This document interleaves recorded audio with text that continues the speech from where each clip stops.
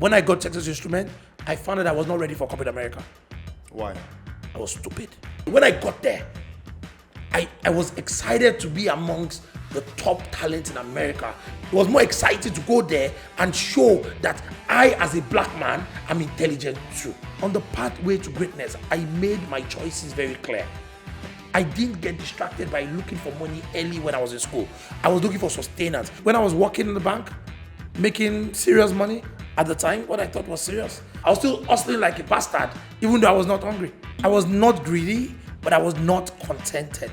I never felt like I've arrived.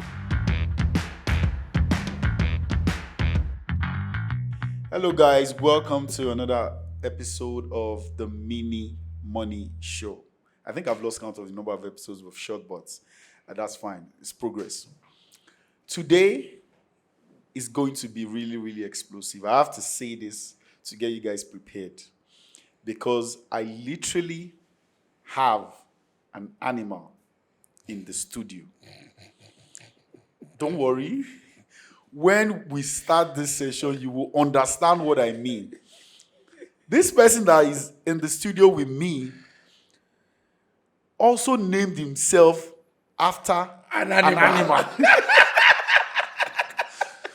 So, welcome, Bayo Adidiji, aka Bayo Lion. Yes, brother. My guy, welcome. Yes, brother. Welcome. You know, I don't get offended when I'm called an animal. Really? I know. offended. That's you now. I love it. All those things. I love it. All those things don't move you. I So love it. before we go, I need to also let people know. Yeah. I don't have any questions prepared. I don't know why. No holds barred. It's a no holds barred I conversation. don't know why. This is probably the only guy that can have that kind of conversation with. And because we've had our relationship over a period of time, right? We've had one or two things to do, business-wise, family-wise, and all that. So to some extent, I know a bit of him. So I believe that there are some things we'll be able to touch on, right? I don't need to be prepared for it. So no holds barred. Welcome, Bayo. How you doing? Thank you very much for having me. Thanks well, for coming. doing well, Thanks for doing well. coming. I know you are really, really busy. You even look tired. It's like you're just coming from work today. Of course. What do we have if not work? How was your day today now? It was amazing. Just to Amazing. check, just to check. It's a good day. A lot of work. At my town hall this morning, I cried during my town hall. This animal cries. Have you forgotten the day? I know we opened I have that the theme video. park. I know. I did. So it was a good day overall. Got some things done. I had some great meetings. Pushed some things. Pushed some agendas. Made some resolutions. Good day. Good. Going to my second job. Good. So it's not a business conversation we're having. Of course. It's money conversation. Money, of course. Thankfully, you and I always have one or two chats about what we are doing with Miniemoney. So, of course, the podcast is something that we've been thinking about. How can we have serious money conversation based on people's real life experience so people can learn? A lot of things have been going on Twitter today for like a couple of weeks now. Even today, I still saw someone saying something around Nigerian leaders or Nigerian top business people don't have their proper story documented. People just feel like there is always something missing within when they started and where they are because they feel like maybe they've done something shady in between. Yeah. So maybe that's one of the reasons why this will be very, very good for people when we're able to have frank conversation. But like I said, it's not business. We're talking money today. Yeah, for sure. Now, this first question, I want you to be introspective as well. Mm-hmm. What does money mean to you today? Oh, God. What did it mean to you years ago? Yeah. If you can break down according to timeline, if you want to start from the inception of, okay, the first time I had the realization of the power of money, and what will money mean to you in future? You know, great question. I started making money young. So money lost value to me young too. In sense of small money just didn't matter. You know, I did multiple businesses. One of my notable businesses was selling waste nylon. There was this How old factory, were you when you did that? 12, 13. waist nylon, selling waist nylon. Do you remember how much you were making then? Oh, 200 naira, 300 naira, but it was enough to be a big boy. What made you what made you start? I was just an hungry little kid. Like there was no family Do you want to put that into perspective of your upbringing, your family yeah, unit? we can go there. Father died 1982. Decided to die, and Decided to die. the rest of us had to I continue. just told you this guy. Okay, So the guy passed on. I was 1.5 when he passed away. I'm the last of 6. One brother, 4 sisters, and me. Mother was hardworking. Started driving at the age of 14. My mother was very instrumental in my upbringing. My mother and my brother. I saw my brother when he was in college. We went to the greatest university in Nigeria. Don't mention that. Don't even go there. Of course. If you didn't go there, you don't know anything. So my brother had a video club in the university. He started peace videos. I watched that happen. My mother started a school, Joy Children's School. I saw that happen. My mother was a distributor for Guinness and Nigerian breweries back in the day. I saw that happen. I saw my mother sell pots and pants, and I saw her do stuff. I saw her not wallow in poverty or complain about how tough life is. Instead, she'd rather do commerce. I saw that happen. I saw my brother start a burger business. I saw my brother start multiple other businesses. I saw my brother go out on his own and go start a construction company. I saw that. And those things inspired me. And I always said, and I must talk about one more guy. My mother stopped selling beer, and we had 2 empty shops in front of our house. And my mother was looking for somebody to rent them from us, but she was very concerned that it was inside our compound. So she wanted to bring somebody there that had a business that was closed, but she didn't want a customer-facing business. And this guy, an Igbo man, his name is Undukwe Ajala Oso. Still remember his name Yes, very very well. Are you still in contact with him? Yes, very well. He's the owner of Soulmate. Soulmate hair cream? Yes. Nice. He had expanded from his house and he wanted to expand. It was a new business starting up, and he rented our store. And I saw that man start from 1 shop to 2 shops to the front of the house to taking the backyard to the point where my mother said, okay, now you need to go buy your own land and build your own thing. And my mother helped him do that. But I saw him trade and start business. I was his first employee. Technically as a young man, I'll go there and then go work with him. And I saw... At what age was that? This was 12, 13. 12. So you had not started the nylon business? Yes, I was doing some rental business. Let's not talk about that on camera. But and one day the guy said, you know what? Start selling this waste nylon. It's a problem for me. Okay. It's wealth for you. And those are bookies that they'll be snuffing around. They're snuffing around looking for stuff to buy. They come and buy it and buy it and buy it. Graded from that to one guy used to come and then buy it to go grind it and palletize it so that they can use it to make jerry cans. I followed him all the way to Bagada to go see where it was palletized.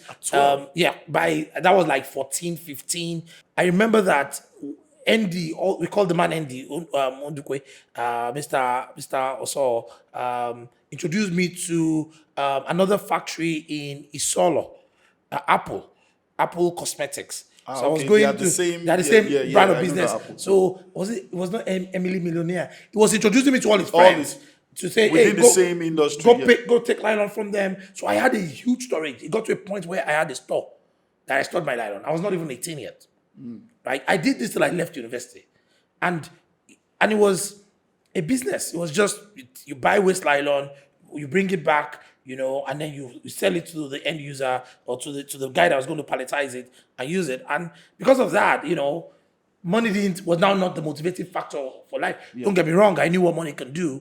Then I used to go to water parks by myself and do stuff for myself. All by yourself? Yeah, because I could afford it. I used to go to Murphy's Burger in Allen Avenue. If you grew up during our time, you know all these places. Allen Avenue was popping up then. I remember where TFC started. Yeah. I didn't need to go steal to go to TFC. I could afford it from the business that I did. I loved the crispy chicken at the beginning. At that time, fried rice and crispy chicken and the salad. They used to have this lovely salad. I can't remember the name now. But again, those were things that I could afford. But as I grew older, I look back and I say, oh me foolish. But again, nobody has the power of hindsight. And and power of hindsight is that you can't see tomorrow today, right? So you can only judge yourself tomorrow and look back at today and say, I didn't think well. When I got to America, my dream was to make 100K. So I want to make sure that we capture every timeline. Okay. You did all of that up from 12 till you graduated university. Yes, correct. Right.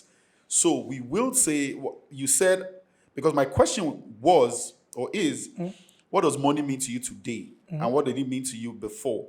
Before, it didn't mean nothing to you. It was just a business that came.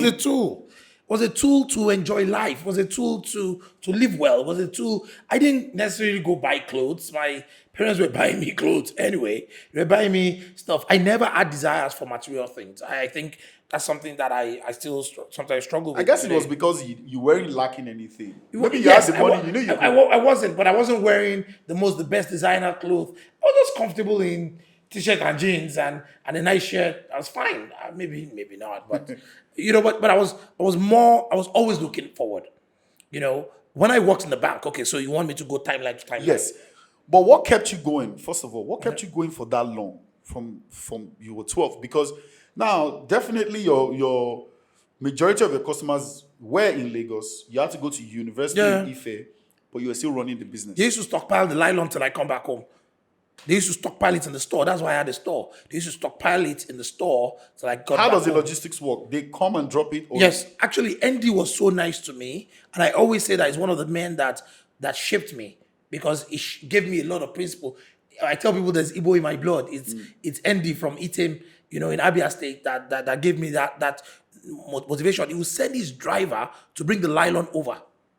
They would bring the nylon from his factory. He had moved out of the house, and he had another factory. My store was in the back of the house, and he would send his driver to bring the waste nylon to me. So what would have happened if you don't have someone like Andy at that point? Okay, he had introduced you, but I'm talking about this part where you're now in. It was about opportunity. It was about opportunity.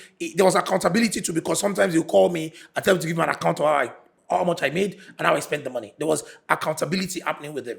And for some reason, he was so invested. He used to call me his firstborn. By the way, he named his firstborn after me. Wow. Right, to tell you the power of our relationship. The boy is called Kelechi, but his Yoruba name is Adebayo.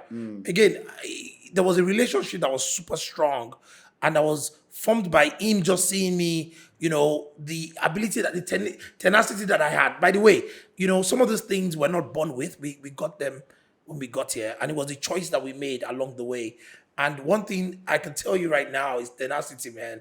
If I believe in something, man, I'm chasing it to the very end. That's the same way I chase everything to the end. I'm a 0 or 100 guy. I'm not a lukewarm guy, because they told me very young that it makes God sick if you are lukewarm. Lukewarmness. Yeah, if you go to the Bible, there's a lot that of conversation. the only part of the Bible that was described that God threw up, right, was for lukewarm people. They make God sick. So if you are 0, be 0. If you are going to be 100, be 100. Okay, you left university now, right? And then you wanted to go into when you went to start to work in the bank, right? When I left university, I was very lucky. We didn't have a lot of time before service here.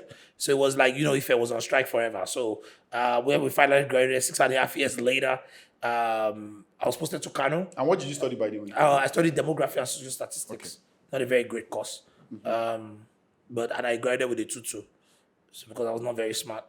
Okay, we'll get to that. I was not very smart. Or it was easy to get a 2.2 without doing too much. So yeah. we did the Bare minimum. Not bare minimum, but enough not to fail any class. But and not to have an extra year. But again, I went to Kano. Best time of my life. Best time. Absolute best time. Because I saw business, I saw opportunity, I saw the ability to go somewhere and just drive. I did NYSC. During NYSC, I was selling Ankara, I was selling gold, I was selling all types of things. I got a job in Lagos. I came back to Lagos. But you had stopped the nylon business then? Yeah, nylon business had kind of faded off. My mother Maybe they have figured out how to handle things. We started a school in the property. They've kicked out my store at the back. Okay. I didn't care. The quantum of that business was now not enough anymore. Okay. Right? The desires of my life had transcended the current quantum of the waste nylon business, that I had gotten into other things. you know, and my mother passed away. My mother passed away in 2003. That was a very major turning point in my life that I had to go on for more. I remember this story very vividly. I called home when I was in college, finishing final year, to say, hey, they've not sent me my monthly allowance. And my sister said to me, you know, maybe she was joking. Out of that, you don't even call unless you need money. That broke my heart. Like, my mother does not give me problem like this to Stress send like me this, money. Like, actually, they pay me more than they used to pay every other person in college at the same time. Now you're calling, you're telling. So that just changed my life. That, bro, you got to pick shit up. Like, and that's exactly what I did. One thing that was very important was that I was never contented. You know, I was not. That's a big. I was not greedy, but I was not contented. I never felt like I've arrived. I feel like if anytime, this personally, I feel like anytime you have to sit back and say, oh, more, I don't try. I feel like you're just about to give up on life totally. Because you feel like you've achieved everything that you want to achieve. And that goes to the contentment that you were talking about. Because I agree with you. There's a song that I love. What song is that? It says Never Enough. It's part of The Greatest Showman. Can't remember the name of the artist. And the lady was singing that the light and the glam is just not enough. That she wants more light. She wants more glam. And I listened to that song and it fuels me a little bit because for me, it's not even just the money. The money is now a tool. And I know I'm skipping forward. The money is now a tool to do more, to achieve more, to chase more. The money is not the outcome that we desire. The money is a byproduct for me. Greatness is the outcome. Greatness. When I was working in the bank, making serious money at the time, what I thought was serious, right? I was still selling tomatoes in my 12. I was still traveling back and forth. I was still bringing onions to Lagos to come and sell. I was still selling diesel. I was doing diesel deal from Cardinal refineries, right? I was still hustling like a bastard, even though I was not hungry. My recharge card money that they paid me from the bank, because I was head of customer service. By the way, I was diligent at my job. I was a teller for 2 weeks. 2 weeks. After 2 weeks, my manager said, you are not teller material. Because I was so good that people would want to pay money through me. Like, everybody that came into the bank, you know, my wife is here, but I'll tell the story. If you're a girl, I'm collecting your number. Oh, sure.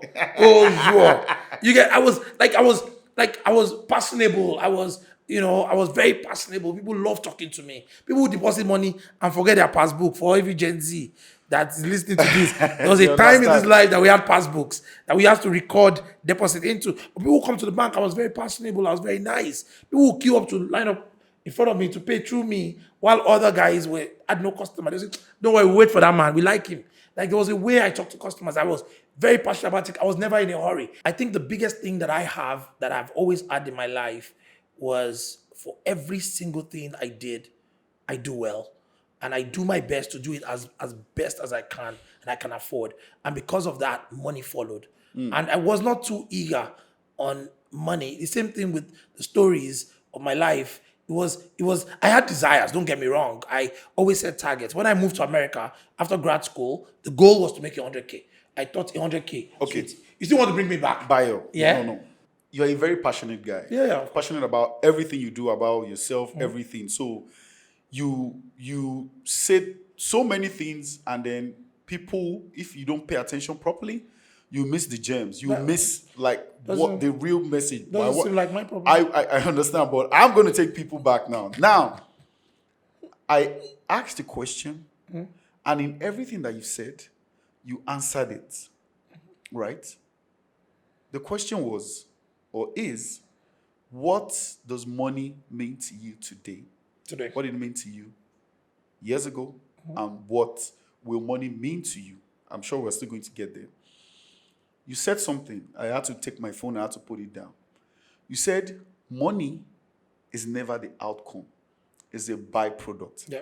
Greatness is the outcome. It's the outcome. And that is to summarize that, to answer that question, you did that with that statement.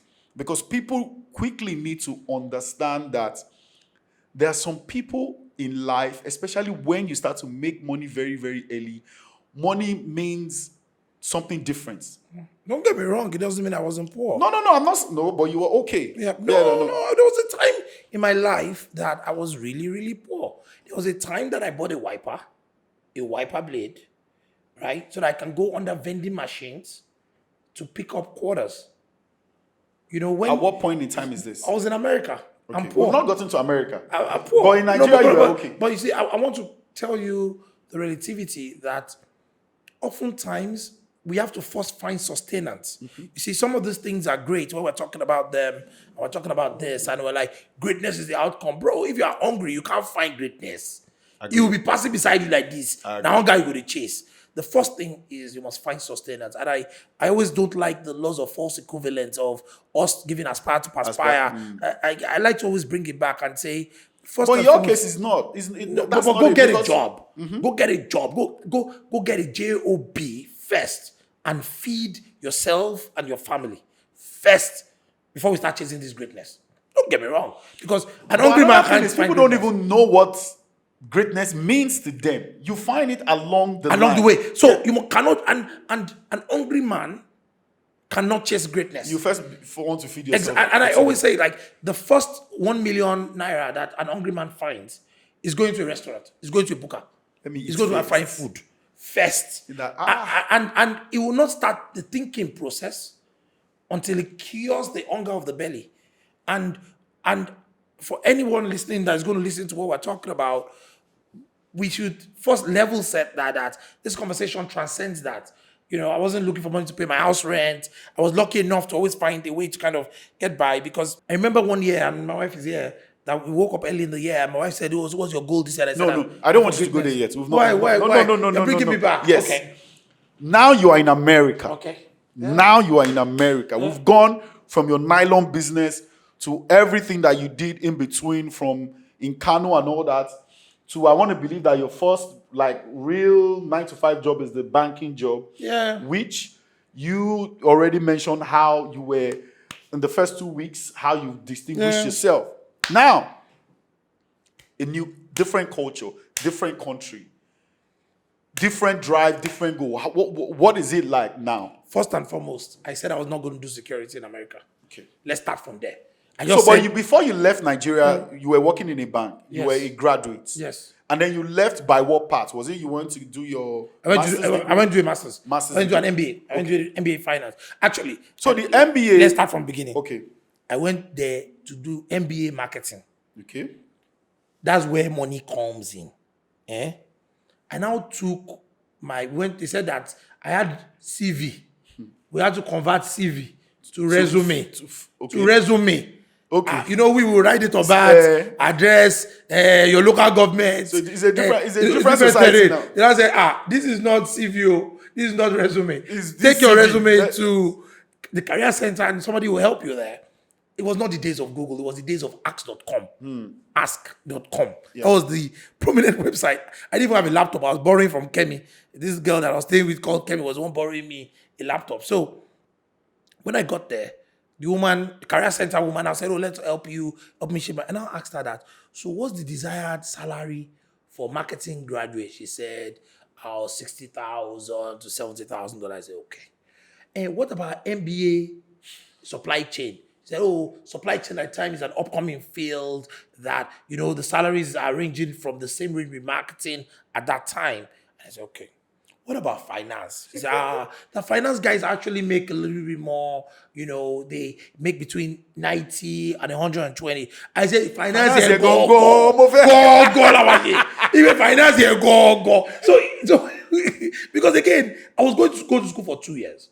Marketing was 2 years. Finance was 2 years. So the outcome at the end of the day, I just need to work harder and do more math, which I love anyway, and make more money. And I was like, finance. That's how I changed my major.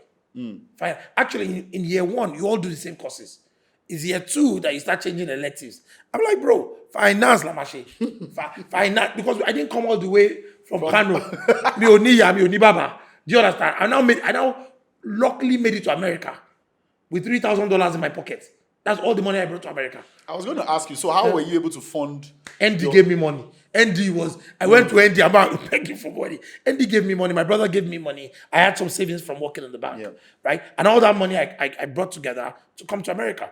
And I remember I used to call my brother for money. One brother would say, Kawata Nigeria. I said, "We'll see what to America." That was the last time I called. Again, And I was an hustler and I was able to hustle my way. But you see, on the pathway to greatness, I made my choices very clear. I didn't get distracted by looking for money early when I was in school. I was looking for sustenance. All I cared about when I was in school was not about driving a nice car. It was about getting to school, getting the education, feeding, having a place to live. Because I believed strongly that once I graduate, I will make it. There's one more. I was very self-critical of my deficiency. I realized that I was very stupid, that I did not know Excel. So I started taking YouTube Excel classes. I realized that I did not know how to speak. When I say how to speak, I did not know how to speak the American lingo, how to convince people in first conversations that you are smart, how to articulate your point clearly. Don't get me wrong, I've always been a great speaker, but I was a Nigerian speaker. I was not, in the context of America, I was deficient. And I had to learn. I used to watch CNN like it was a movie. I used to watch just to learn the lingo. I used to repeat what they were saying. I used to say it with them. I used to say, I used to, especially when they're having Dana Bash, was not Dana Bash and all the guys on there's this black guy at the time. I can't remember his name now. Is it Don Lemon? Don Lemon. Like, I used to repeat how he spoke. I used to talk like him. I used to mimic it. When I get to class, there was a girl in my class, amazing, Jerry Turner. I hope she sees this podcast. Like, she was so good when she spoke. There's a way she sits down, she crosses her leg, and she'll be arguing with the professor, and I'll be watching Mogbe. They'll be arguing with the professor in class. And I was like, man, I am stupid. You see, that was where my life started to change. I told myself that I was not ready for where I was, and that I needed to go learn. It was not academic. I realized very quickly that graduating with a distinction will not take me far. But being able to speak the lingo, understanding the concept, being able to apply the concept that I was learning in school to real life situations was going to be my differentiating factor. And I chased that. I had Babajide here, and he mentioned exactly the same thing, right? Because he was saying that his own dream eventually is to go lecture at one of the Ivy League schools. And he mentioned that, look, those Ivy League schools, what they give you is how to communicate in rooms where the main people are. And you're just alluding to that right now. And it's so funny that in today's world, you meet people that have great CVs, great resumes, that can't speak and articulate well. And I tell people that to get a job, you speak to somebody for 45 minutes and they decide to give you a job. The entire decision on giving you a job or not is based on a 45 minutes conversation. Now imagine if you have both. A great CV. I have like a 90% interview rate. It's me that does not want the job. The about the feminist mic, the request of the feminist mic. Bro.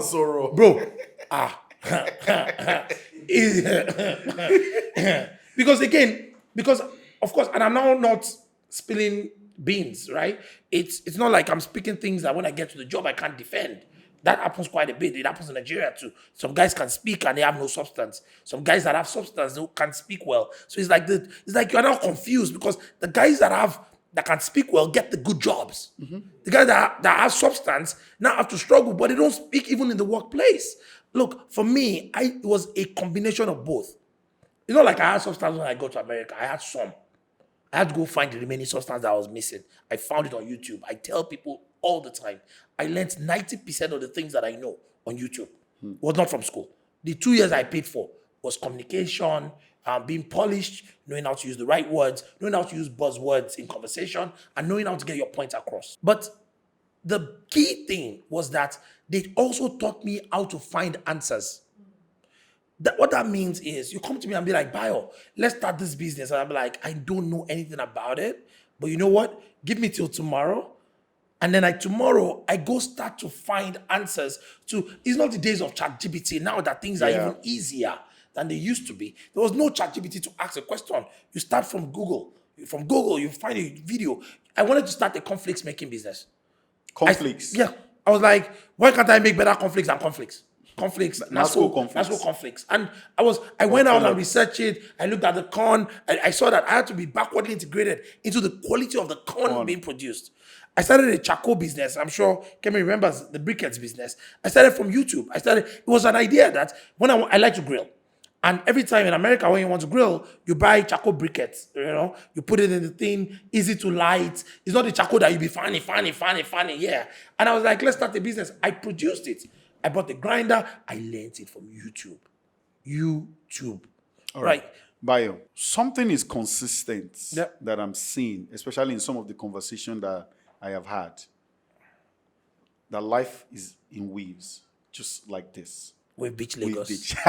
Wave Beach, Lagos. Pun intended. Pun intended. So, you are coming from Lagos, a 12-year-old boy doing this business, got into uni, finished uni, went to Kano, started, worked in the bank. You knew what you wanted. You wanted to make sure I didn't know what I wanted. I mean, in the bank, you stood out. Of course, yeah, you knew that. But I think I don't know.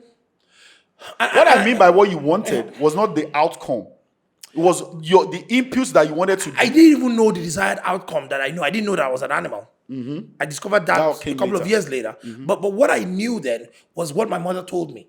Whatever your aunt finds to do it well. Do well. And my mother told me, my mother never picked my course. My mother said, if you end up being an ewedu seller, be the best ewedu seller in the world. The best. Remember this guy that did that shit business is serious business. Yes. Who could have thought? Exactly. And my mother just said, Bayo, whatever you choose to do, just do it well. And so you now got to America, right? New culture, everything is new. And you had a different mindset. Yep. Okay. First of all, I think you said you had a goal, right? 100,000. Yeah, I had a goal to make 100K a year. In the beginning. That was when you first of all. Then you got into school. You switched your major when you found out that, man, the same pathway to 100,000 is not marketing. Was finance. I went to finance. Correct. So, and then you switched your mindset from let me hustle to make money to let me survive while I go through this, my academics. Because I was not there to impress anyone. Social media was big then. Facebook started getting big when I was in college. And I was not interested in impressing anyone. I've never been that, I'm not that guy. Yeah, but we can also say that the fact that you're in America, who do you want to impress? Majority of the people, because I remember when I finished secondary school and I first of all got into Facebook and I'm like, boom. This person is in London. This person is, because you didn't know where everybody was, but you were in America. I had friends that were big on buying cars and posting beside cars and in America. Yes, anywhere in the world. It was happening in Nigeria. I didn't give a rat hoot what you thought about me. I don't care today, right? What I cared about was where I was going to, and I think that there were some decisions that I made along the way that I looked like a madman. My wife is here, so she'll tell you. I was not interested in buying a house. Everybody I knew was buying a house. I was not. I wanted to be geographically mobile. Okay. Because I understood that I don't know where. You don't want to be tied down to a particular location. Like I said, my bag was light. When I left Atlanta to move to Dallas for Texas Instruments, I put all my stuff in a car and I drove. This driving story is very important to me because I only had one cassette. It was One Day Cole's cassette. And I was playing that tape was return side, A and B. And I was driving 13 hours and or 12 hours. And I was just changing the tape. Back, the only guy in the car. My load was in the back. And I was driving my Toyota Corolla that I colored from my elder sister. And I was driving that green Corolla and I drove it and I was listening to the song back. I was thinking, should I sleep in an hotel? I could not afford it. So I found a gas station, take a nap and continue. I was going to start a job. And I knew that every financial problem I had would cure when I get paid in 2 weeks. And it cured. But because I cured my financial, does not mean that I should now get lazy. I started my shoe business that same year. And that's how I met my wife, actually, right? I used to bring shoes from America and sell it in Nigeria. I used to do Black Friday. I witnessed my first real Black Friday that had some money. So I went out to shop. And I was like, What? and guess what? I started shoe sale. Like we used to call it Lagos Mega Shoe Sale. And it was an idea. I made some money. I lost some Was there money. any tech involved website? Nothing. Bro, I was not about tech. I'm about commerce. Like I always say. I know that. I always start from commerce and I go put E on top of it. No, I was saying then. Was there any form of even technology? till tomorrow. Even till tomorrow. Was there technology Even then? till tomorrow. Okay, where were you selling? Shoes on. I set up in Lagos City Mall or Silverbed Galleria, and I do a one-day physical sale. store. Physical store. So you come all the way to Nigeria to Yes. come and do it? I leave work on a Thursday, take the plane, get here Friday evening, set up, do my sale on Saturday. I don't sleep. I do my sale on Saturday. Sometimes I leave that Saturday evening. So how much were you making at that point? 20K, 30K, yeah, USD. My salary then was $5,000. After taxes was $5,000.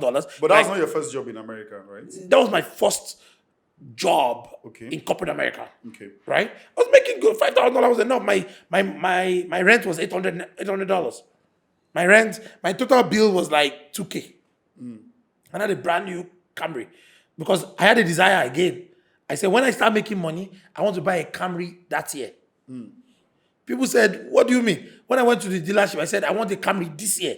The guy said, okay, but we have it was 2009. He said, we have 2010 that had come. I said, My desire from day one was to buy a Camry this year. And I took a Camry this year. I drove it, then I bought Camry the next year. Right? And people look at me, I'm a simple guy. If not for my wife, I'll still be driving a Camry. Okay. Now let's go to your progression. I'm going to blame you for everything. Let's go to your progression. Yes. In corporate America. Yes. And I want you to take us there and take us through your growth, Yeah. salary-wise, Yeah. right? I'll take you through my fuck-ups first. Okay. Because people talk about growth all the time and it's sexy. When I got Texas Instrument, I found out I was not ready for corporate America. Why? I was stupid. Bro, I was very stupid. I had an inferiority complex. But I thought you had learned a lot I from thought YouTube. so too. Oh, okay. When I got to the real life application, real life they is put different. me on PEEP, Performance Improvement Plan. After my first year, my second year was on PEEP, Performance Improvement Plan. I remember my manager, I won't call her name. She wanted to fire me. She hated my guts. I worked hard. I got out of PEEP. But bro, the stigma of being a slacker followed me around. And it was not because I was a slacker. It was the fact that, we Africans, when they are saying this, I was just saying, yes, man. Okay, I'll go do it. And they didn't like me. I didn't engage. I did not dispute. And by the time I figured it out. And that's what we don't have as Nigerians. Yes, They didn't teach us to question so many things. Like, why are we doing Why? this? Why this direction? Bayo would just say, okay, yes, ma. It was always yes, ma. Like, why you always yes, ma me? I don't get, I was stupid. And I almost got fired. Yes. When they were promoting my peers, I did not get promoted.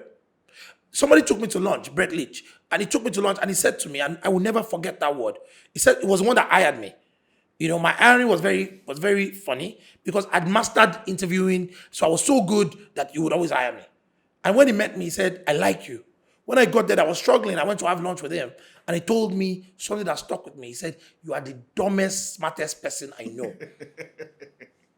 You are the dumbest, smartest person. You are smart, And he but let you're me, just the I'd eaten my steak halfway that I could not finish it because it choked me. So I dumb, sha. And I honestly, I look back now and I saw my error. I see my foolishness. And I could not cure it in that company. That stigma of my first initial failure followed me. For when they wanted to upgrade me from a financial analyst to finance manager, right? One guy said, no, he's a slacker. My manager at the time was like, he's my best guy. He's my best guy. I could not cure it. People remember me for my failure, and they were not going to forgive me. That's the truth. So I left Texas Instrument to go to another business, not because I hated Dallas, because I left there to go to Bentonville, Arkansas. And start. It was not just about money. It was because I needed to go get a fresh start. But I knew my error. This has happened to me too before. Like just knowing that, you know what? You can't cure here. I can't do it here. I just need to leave this. I need to leave Exactly. here. But again, you see, at some point, it now transcended money, right? Yeah. When I moved to Walmart, it was not all about how much I was paid. It was about a fresh start. It was a fresh start. In Bentonville, Arkansas, nobody knew me. There was no distraction. I could focus. But when I got there, I found out that I didn't also have the skills. I didn't have all the skills that was required. Now, I was very good on the job. I was excellent on the job. I was a terrible people manager. Terrible. I used to grind everybody. They didn't like that. Right? And my team would say, Bayo is excellent. We love working for him. He's super intelligent. He was so good. But the evolution of growth is first being vocally self-critical. Talking to yourself and telling myself that I didn't do this well. I didn't do it right. And going back and fixing it and admitting that you failed. For me, I like to talk about the times that I fell. Because I fell face flat. I did. And it was hard. It was hard to get up. It was hard. They sent me to go take a class, How to Win Friends and Influence People by Dale Carnegie. You remember? I had to go take that class because I was so good and so intelligent that something was missing. Something was missing. I got the award out of that class because to win that class was to give a speech. I was like, hey, me, hello for me, Mike. You get, but I learned a valuable lesson. By the time I came back there, I was a better people manager. By the time I left there, I went to a PetSmart. I was an amazing manager. People didn't just see me as being just smart. People saw me as a great leader. Yeah. People, and as I left there, I went to Amazon. People loved me. People always knew when I was on vacation. The whole floor would be like, Bayo brings joy to work. Bayo brings joy. Some people cry in my meetings, but I still bring joy. It didn't mean that I lost tenacity. It because my move, when Walmart gave me an offer, I did not know how to negotiate. How much was it? How much was it? $300,000. Wow. No, you said Walmart. No, not Walmart. So when you're about to move to Amazon. When I moved from PetSmart to Amazon, when Amazon called me for an interview, we spoke. I said, let's see how much they'll pay. When they gave me the offer, you could not even agree that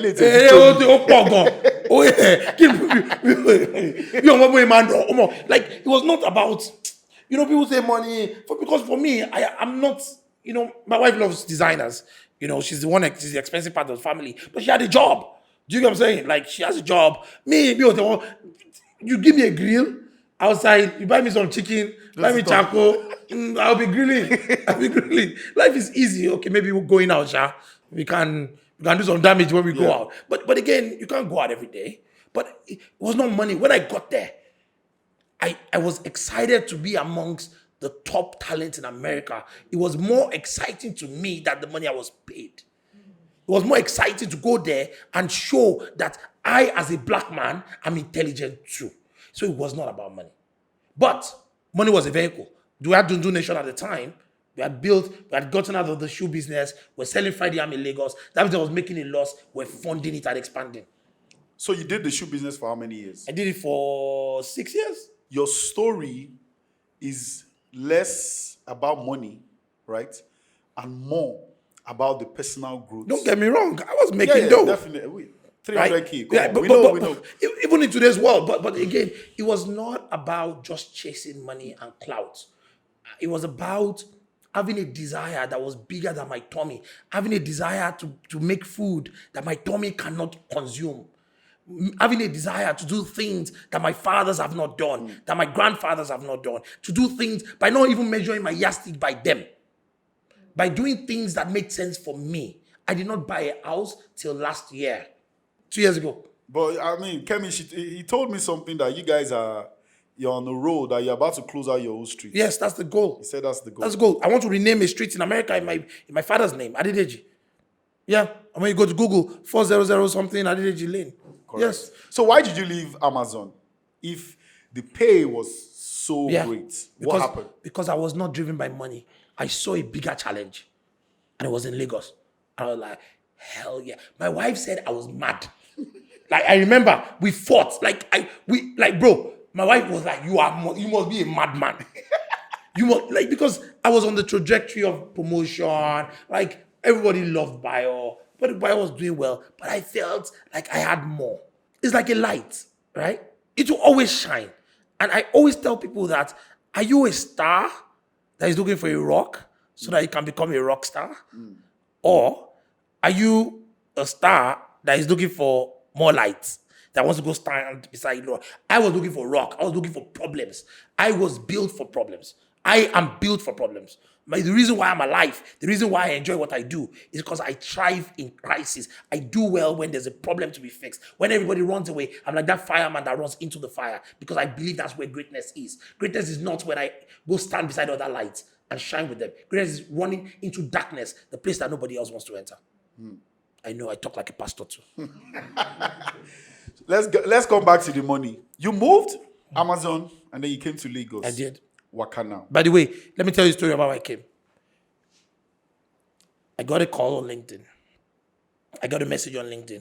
Myself and my buddy Larry Williams, we're going to go and buy ram. There's a place we used to drive out the outskirts of town to go and buy rams and cows. And I got a link. I parked. I responded to the lady like, hey, Suzette. That's her name. Like, Suzette, hey, let's talk now. She said, it's weekend. I don't work on weekend. I said, me, I'm available. No. She was like, she didn't tell me the name of the company. You know, on Monday we spoke. I love the company. They sent me stuff. They sent me information. I did interviews. Everybody loved me. They gave me an offer to be CFO. I was like, no, I can't do CFO again. I've been in finance too long. I need a big role. They didn't buy my ticket. I'm sure Kevin remembers. We bought our own ticket to come to Lagos. Both of you? Yes, me and the kids. I brought them to come and see their new life. I didn't say that to them at the time. I just said, let's all go to Lagos. My brother's 50th birthday. So I was like, let's go to Lagos. When they came, I called the WakaNow folks. I said, like, I'm in Lagos.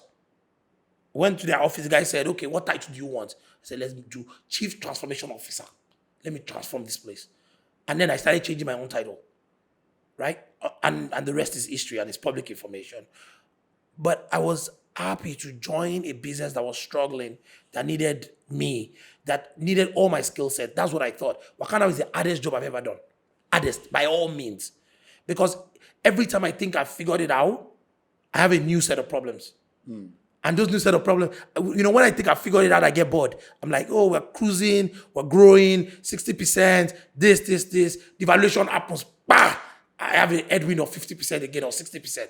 I'm like, people think that's when I run away. No. That's when I wake up and I have sleepless night and I'm happy. I'm happy to go to work. I'm happy to go solve it. Yes, because I know that that's where greatness is. And when I took that land at Lelegushi, nobody else wanted to be there. Hold on. Bayo. If they leave you, you are ready till tomorrow. You decided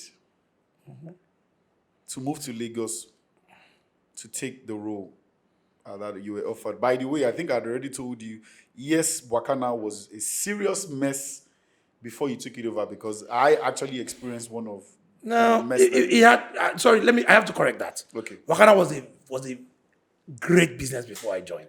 Was an amazing business. I'll tell you this. They had problems. WakaNow was a pot of soup that had bokoto, shaki, good meat, inside crayfish, like stockfish. Everything was in the pot. That's what you saw. Hold on. But he lacked Maggi. So to you, when you put it in your mouth, it was a sour taste. You had a bad experience. Yeah. I just came with the Maggi. And I always don't want to discount the founders because, again, those guys had built an amazing business, a formidable business, and I was just the missing sauce. And I say this, sometimes business leaders, business entrepreneurs might have a gap in their business that they need to find their missing sauce. And you bring that missing sauce in, and you have a formidable business. Okay. I don't even want to go there Thank anymore. you. Let's leave that. Thank you. You've, as a salesperson, you have to sell, but that's fine. Now, in some of the many conversations that we've had, I quickly want to go, especially since you've gone to your other business, all the investments that you've done at the beach. Yeah. And we've had a couple of conversations, and I really want you to touch on debt, right? And how you have been using debt as a tool, right? To build, say, your wealth, investment, or portfolio, whatever it is. Money is money to me. Whether it's from someone else or it's my money. So far as what it's going to bring back. It's not that. As long as I'm not using it to marry a second wife. I'm not using it to party. I'm not using it to do stupid stuff. If I believe in a dream, it might be wrong. Don't get me wrong now. I've made mistakes. I've had more failures than successes. Okay? Because I experiment. Right? I try not to use other people's money to experiment. I use my money to experiment. when I experiment, if it's good, then I take somebody else's money to grow it, right? Because I now know that it's working, right? So that if I lose in the experiment, it's my cash, right? But you see, people must get out of their heads and think that debt is bad.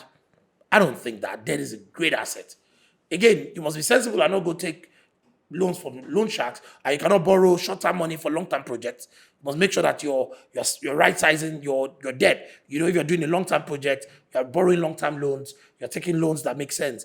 But I like loans because it does not talk back to me. I hate equity because they talk too much and continue to tell me to send them reports. I don't do half the work. And yes, I want to tell you report, but bro, I'm busy working.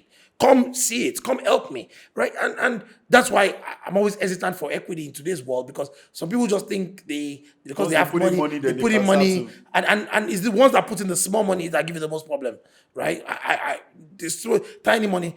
I like people that we can get in and do the work together. You take a piece, I take a piece, and we can run the race together. But again, money is still money. If you come to me with equity now at the right size, I will collect. Because I don't believe that I can afford to fund the scale of my dream. Yeah, exactly. I don't believe that I can personally afford it. My money comes from my job, comes from my other businesses, comes from borrowing from my wife. Literal borrowing, like that is straight out borrowing. You borrow and never return, right? I love that bank.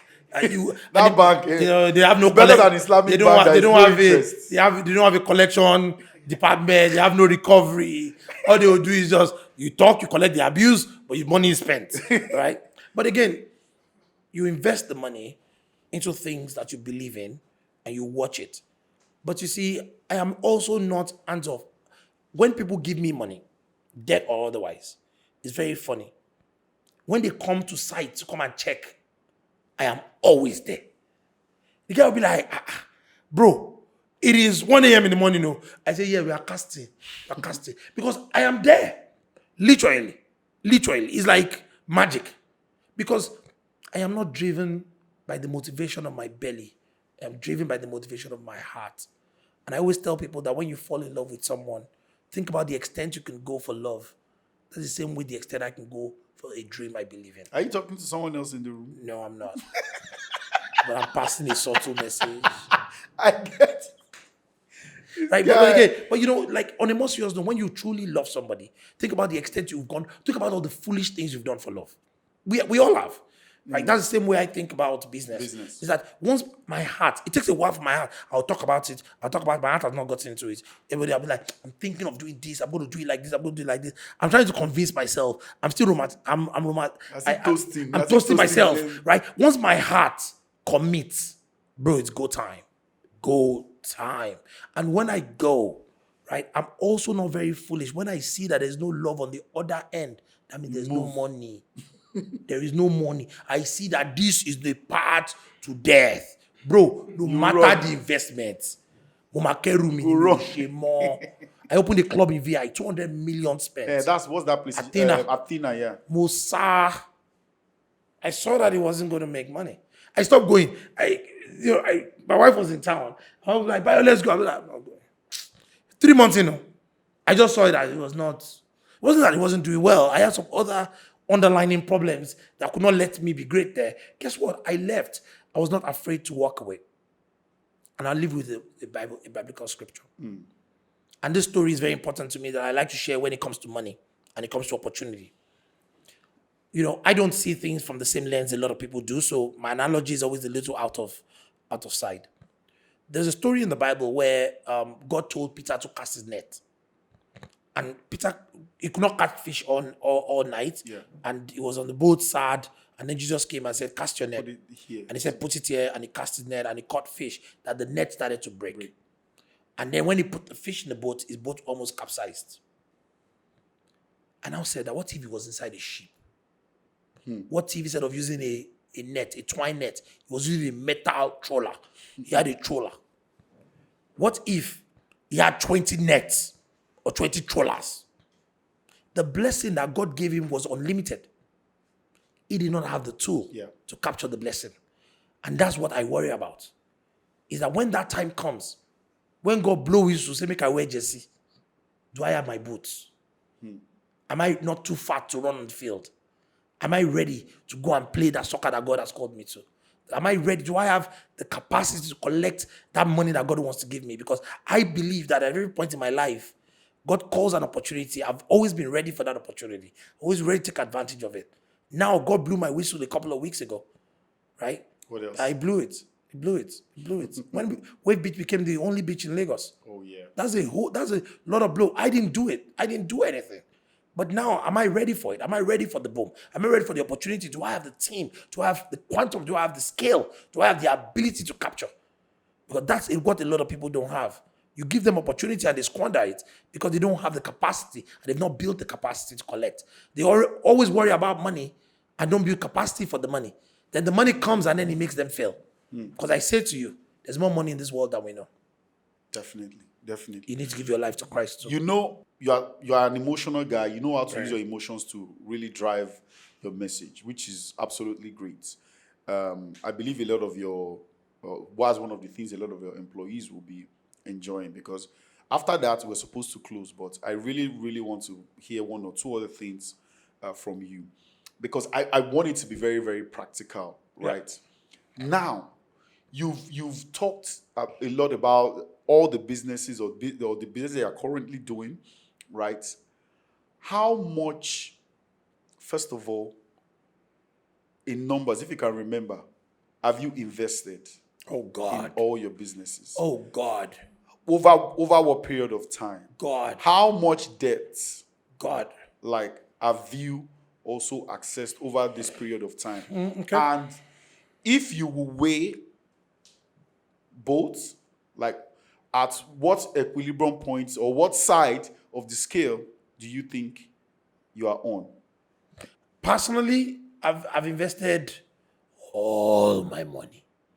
Give us a number, Um, like an estimate. yeah, between 800 to 1.4 B. Invested in the last 4 years. Across all your Yes, in the last 4 business years. chain. Across my personal businesses. Personal business. Ex WakaNow. Debt, I'll say 20 to 30% of that is debt. I don't borrow money that I cannot personally pay back should in case I get things wrong. That means that it puts a lot of pressure on personal financing and the household because you're taking money that your family is supposed to use to go to Paris and do this trip and not, and you're using it to invest. Technically, that's exactly what you're doing. So it's tough on the farm. It is a little tough because they see you do well, but they can't enjoy that luxury in corresponding. But I always say that it's time and there's time and season. And when that season, hopefully, it's not foolishness that we invested in. When it starts to pay off, it starts to make sense. We've beached until 2 weeks ago started making money. Diesel cost was too high for us. We're losing about 2 to 3 million a week because of diesel cost, and I still kept on going because I believe in that dream. We're now up 5x what we've used to our normal run rate. And while we're excited about that, it also comes with the need for now reinvestment. Yeah. You know, there's some videos online about not being aesthetically pleasing, about not looking a certain way, because we've shaped our business the size of our customers, even though we try to give them value in food and in drinks and everything. But again, you know, I'm a practical guy. I'm not an aesthetics guy. I don't know how to package. I'm very practical. Now I'm learning that I have to do the things that the customer is telling me to do for them to accommodate them, create picturesque places, create things that make sense for them. Again, that requires additional investment. So you're like, man, you know, we built an event center, we built the Wave Beach Lounge, we built two beach houses, we built the liquor store, we built the theme park, we built the theme park together. But when you think about it overall, like I always say, back in the day, I used to be concerned about profit. Now I'm concerned about cash flow. Yeah. Now, people say, why? Yes. That's the lifeline of Yeah, the business. profit is important and is importanter, right, than cash flow. But cash flow is more important to me. You know, profit is not as important to me as cash flow, right? So I'm always looking for business that has scale, that can give me cash flow that I can use to do the other things. Because I'll give an example. Wave Beach Lounge is not as profitable as Wave Beach House. Okay. But the quantum of Wave Beach House is not As the same. much as- The cash flow yeah. from Wave Beach is every day. Right now, somebody's drinking a cocktail, somebody's drinking water, somebody's drinking Buying suya, the balangu buying suya chips, that we love so much, Yeah. right? So those are happening today. So if I wake up today and I need 500K, I just have to wait for a few hours and I'll see it. That's cash flow. Profit, it comes from the event center that can get 3 bookings a month or 4 bookings a month, and it's fine. Because again, it's solid, but the cash flow is just not as great. So I think the bigger you get in business, the more cash flow positive you want to be. Because cash now becomes important to you to do the other things that you need. Because you can domino cash and make choices and make sure that your loss is not showing and balance things up. It's always good when you are doing that profitably, right? But at the end of the day, cash flow is king. I can remember the day we were opening like the Wave Beach theme park. Yes. Right, I saw a different side of you. Yes. Yeah, that was when you.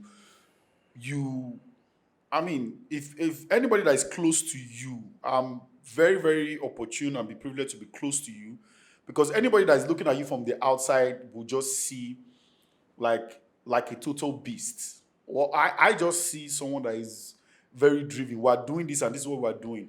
And what that day particularly told me was, because I can remember you fixed a date 16th of December. and you fixed a time. Yes. 10 a.m.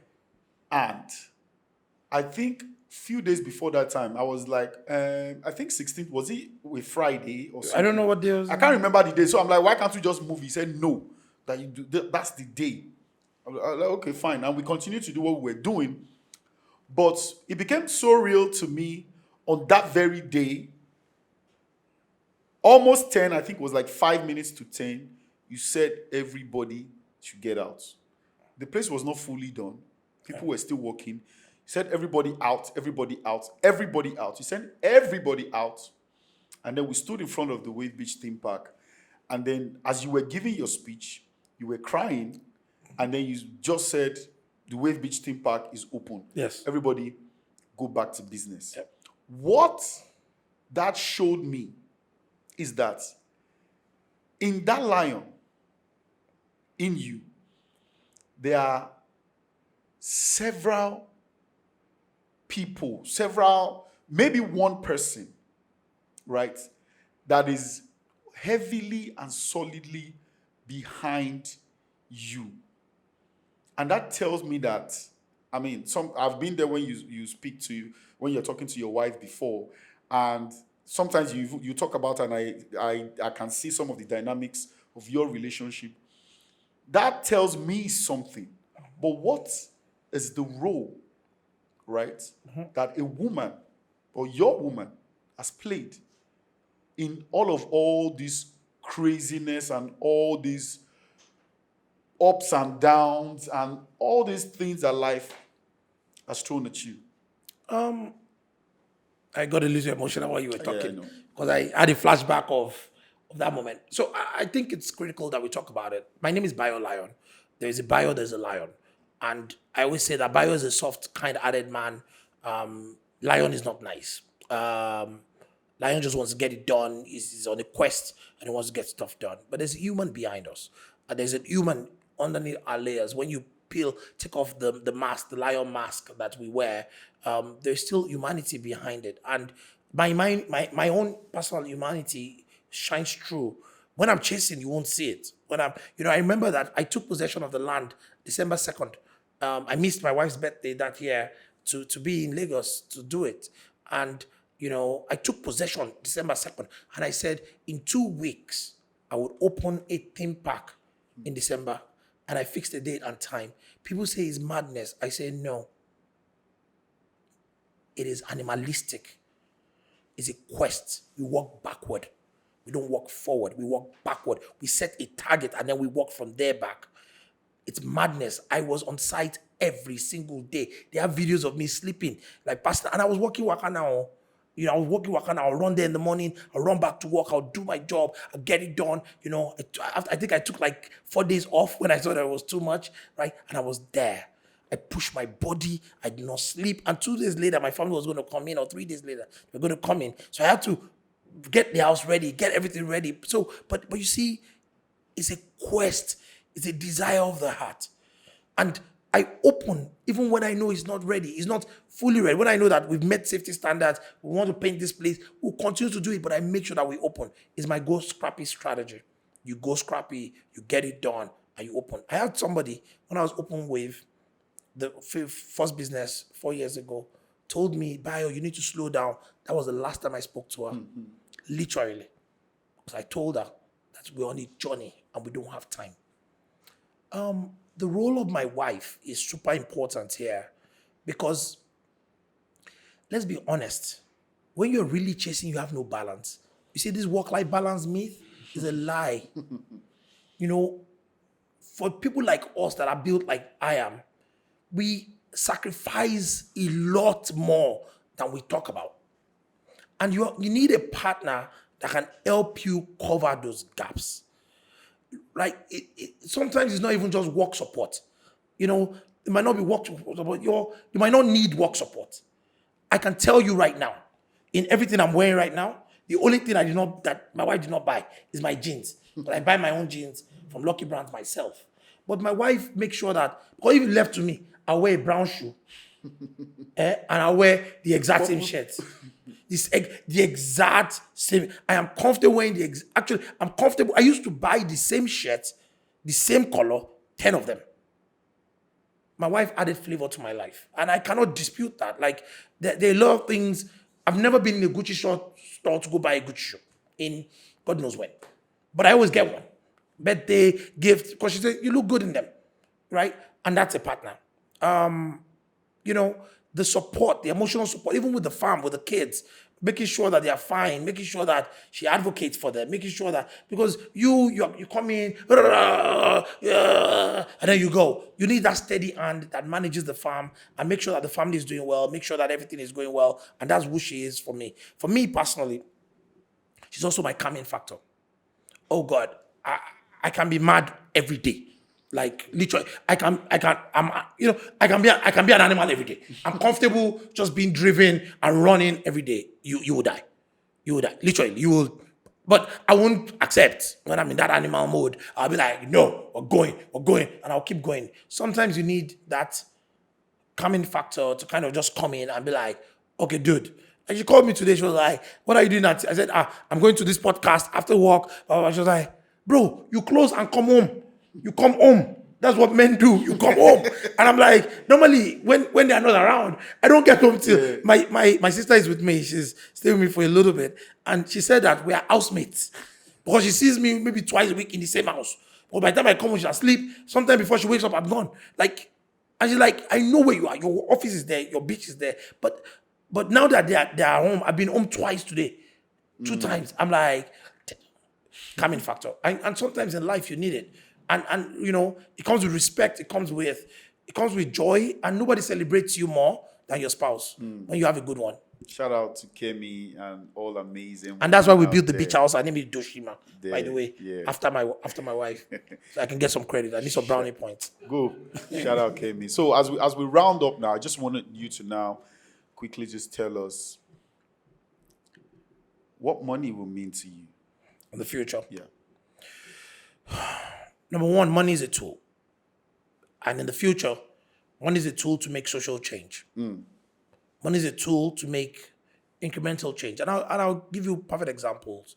At WakaNow, I promised our people at WakaNow that when we make money, then we're not profitable in 2019, that if we ever get to a point of profitability, I'll make sure that we give them lunch. And today, lunch is free at work, at least at the head office. I think we give a lunch allowance to the guys outside of the head office. I promised them that there will be staff buses to take them anywhere they come from. Our staff buses drive all the way to Miro, all the way to Ikorodu to bring people to work. I promised them that we'll pay them bonuses and take care of. That's what money means. It means money does not mean that we keep it all. It means that we make the life of our employees, our people that work with us, people that went through this journey with us to make their lives better. And I believe strongly that money is only a tool to build more cash to take care of people around us. Because I believe that if we want to really change Nigeria, change Africa, we need to raise people out of poverty. When you raise people out of poverty and you give them a meaningful, well-paying job and you reward them, then what you've truly done is that we've changed society. And changing society is a bigger calling.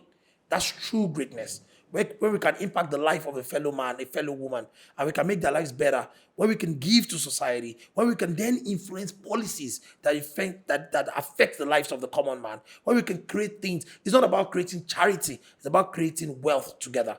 And when we can share that wealth, I'm not a socialist, I'm a full capitalist, but I still believe that money is just a tool for us to build the world that we desire. And that's what I hope money becomes to me. Thank you very much. Like, you couldn't have ended that well. Thank you, Bayo. Pleasure. Everybody, that's the end. I hope that we're able to deliver all the hype that I gave at the beginning. Look, let me tell you something. I'm privileged, honored to have you as a friend, not to just come here, just to have you as a friend. And as you can see, Firebrand knows what he wants. This is the kind of friend that you need to keep. I need more friends, by the way. If you want to be my friend, I want to be your friend. On that note, subscribe. Make sure you subscribe to our YouTube channel, The Miniemoney Show. And always remember that gossip sells. And money pays. Thank you very much. That. Thank you. That was good.